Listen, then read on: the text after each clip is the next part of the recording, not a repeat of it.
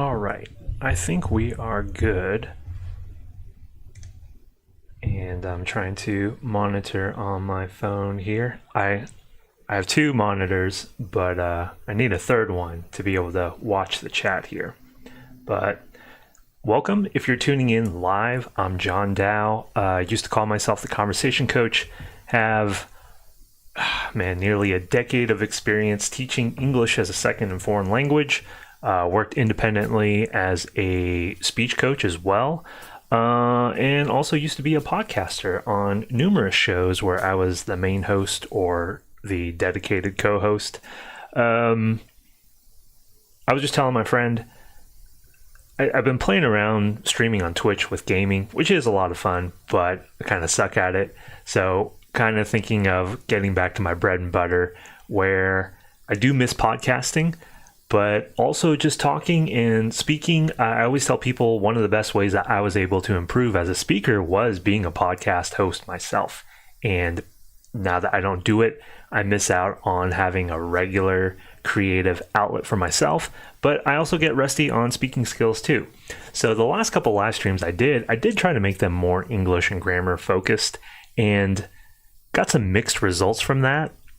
Two of them, they took off pretty well. They got 200, 300 views easily, which trumped a lot of my older content just like that. But I don't know how helpful they actually are, and I don't know if I just want to be pandering to easily searchable SEO content. We'll go to the next screen, but whoops. Yeah, there's a flashback to one of the other videos I did.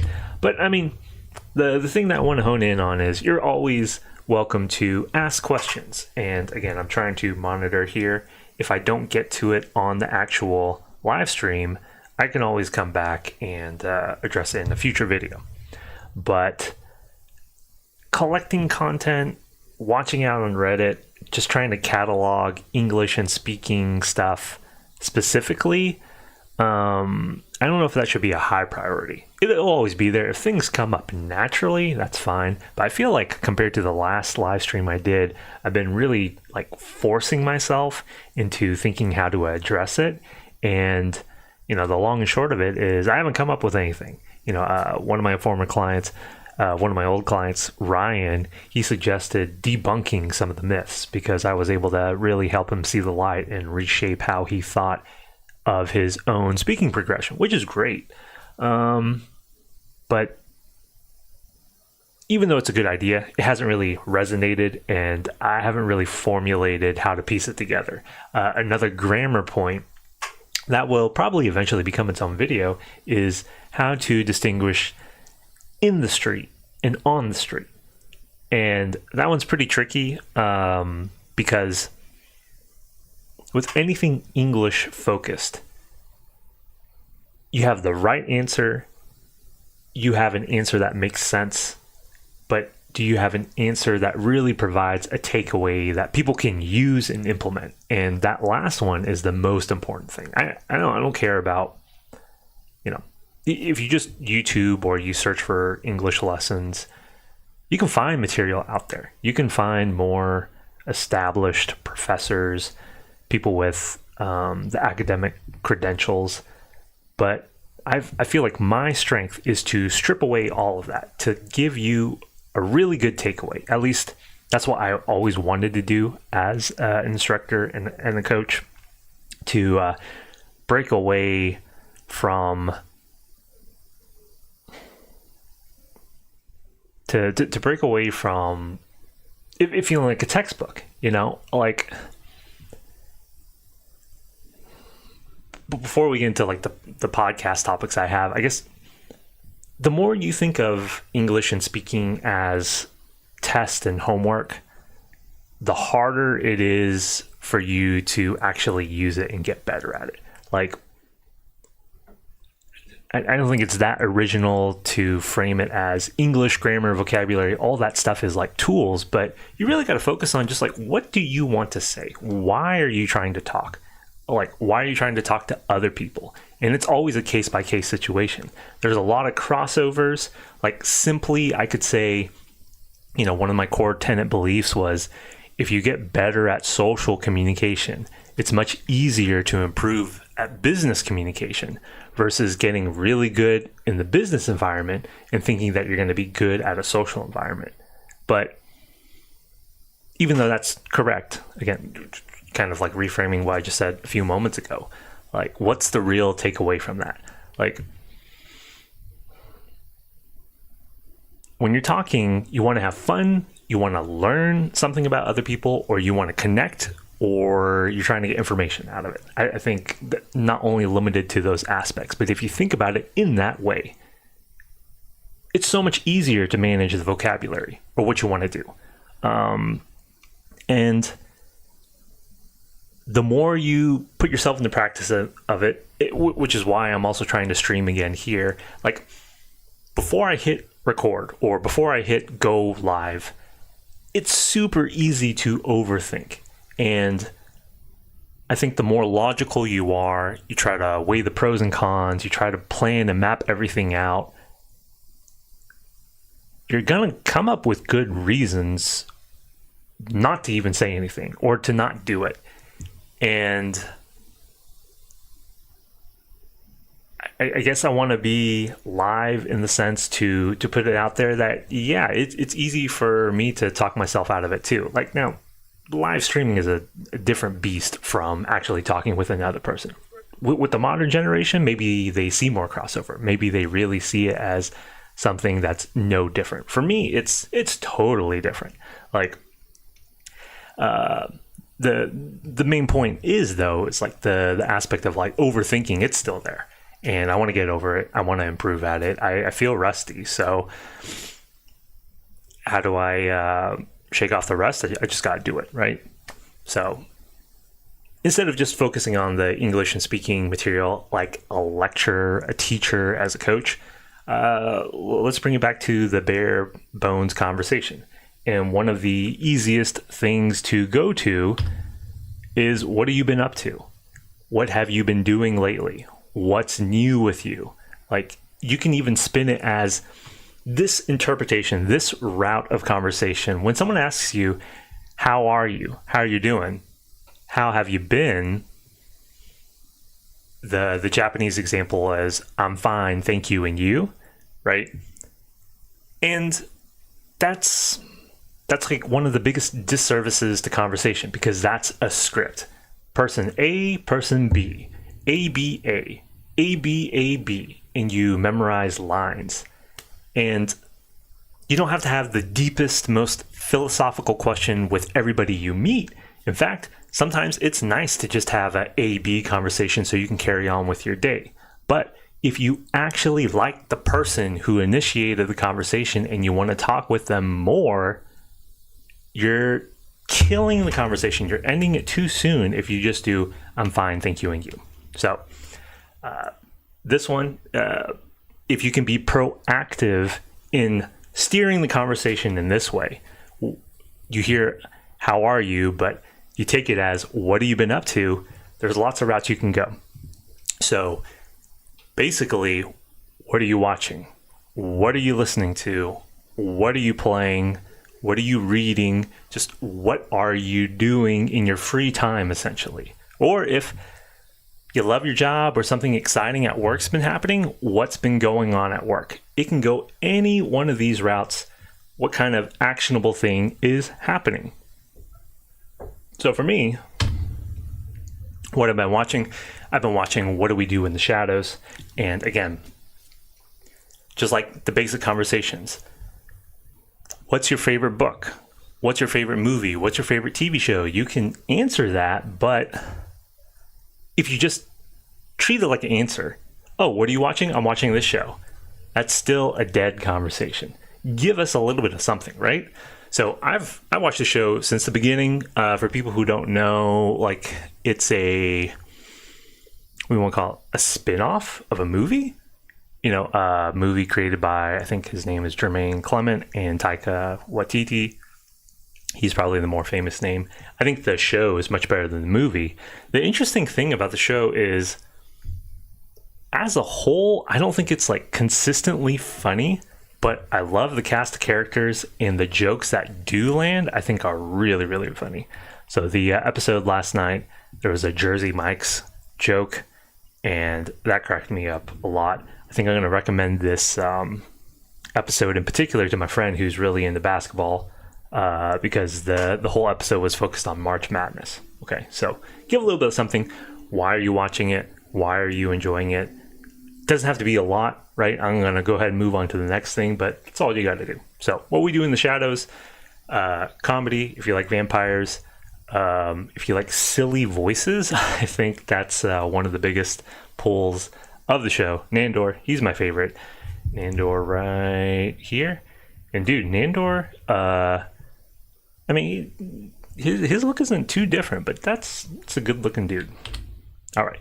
Well, I've been playing lately Warframe. I think in some of my speaking videos before, I've linked a lot of comparisons with improving your speaking with fighting games, which is still the case. I still love fighting games, but I think Warframe has been taking up the bulk of my content.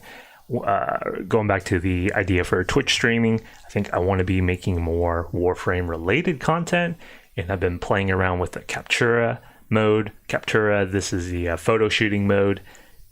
I'm not creative enough to like really piece it all together, but I'm working on it. So this is just a image of one of my frames, citrine, that I'm messing around with, and I can't recommend it enough. It's a game that you can play as much as you want or as little as you want. Very casual. One of the songs I've been listening to lately, this was recommended by my mom. This is Jack Savaretti, Love Is on the Line. How can I describe his music? It is, simply I could say it definitely sounds like a song from my mom's era, like Michael Bolton kind of stuff, or Bruce Springsteen maybe. But music has taken such a weird turn with like modern pop that Jack Savaretti, he is a real musician. He plays his guitar, very soulful in his voice. I don't know what I put him in, but I think if you like ballads and power ballads and like a strong voice, this guy is your guy to listen to. What I've read, I went through the audiobook, but Jason Schreier, he did a expose on Blizzard, the Titan gaming company that's had kind of like a downslide in the past 5 years. If you've ever been interested in game development, I think this is like a really good book to go through. If you like anecdotes on, even though one of the main focuses is on their downfall, or like how they've really fallen off the map compared to how they started, just like the inspiration in gaming, or like how they started, an origin story. If you just enjoy origin stories, I think this is like a really interesting read. Some of the anecdotes on the development of their earlier games, Diablo, especially StarCraft. One of the big throwbacks was North by Northwest, like just realizing how far back Blizzard goes, because if you've only known them from stuff like Diablo 4 now or Overwatch, man, they've been very long and storied in gaming history. And I think the landscape of gaming these days is very different from how a lot of us started. Just like with tech in general, we've gotten to the point where there's a generation now that only knows smartphones, right? And gaming on consoles has always been the norm. I think gaming on a PC is more quote unquote mainstream than ever. But just starting off gaming on your PC, how different it looked, and like the types of games that came out, that type of stuff. So very, very interesting. Again, I went through the audiobook because I had a Spotify premium trial, and I was listening to Ray Chase's narration on this. I found out that Ray Chase, he's narrated all of Jason Schreier's books, and Ray Chase is also a notable anime and video game voice actor. he is like in everything. Guile in Street Fighter 6. But to me, like the introduction to Ray Chase is probably either going to be the villain in Tales of Berseria or Noctis in Final Fantasy 15.